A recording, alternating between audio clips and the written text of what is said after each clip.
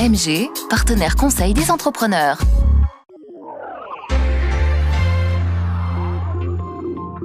On avait fait une première édition l'année dernière qui a très bien fonctionné. Notre objectif est toujours de rapprocher les personnes qui ont un souhait de création, qui ont une idée de projet, un souhait de création d'entreprise ou qui, cette année, sont aussi déjà créateurs. Ils peuvent venir trouver des informations auprès des professionnels de la création.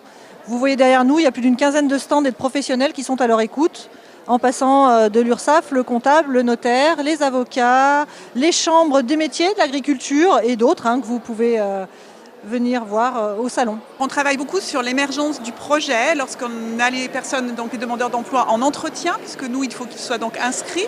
Donc on les reçoit et on fait pour les personnes qui n'auraient pas l'idée, on leur soumet quand même l'idée d'une création, pourquoi pas. Ensuite, on a des accompagnements plutôt pour accompagner justement l'idée et le montage financier et le projet.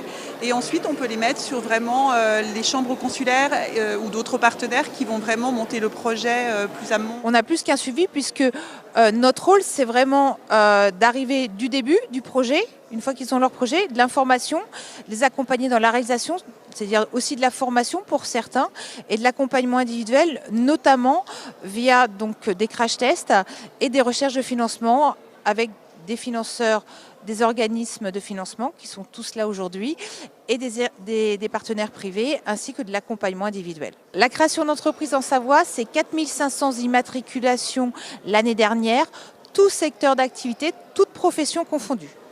On a suivi 1800 entreprises l'année dernière, donc des porteurs de projets, Et les personnes qui suivent un parcours d'information, de formation et d'accompagnement, le taux de pérennité est de plus de 80% pour ces personnes, sachant que la statistique nationale, c'est 50% à 3 ans.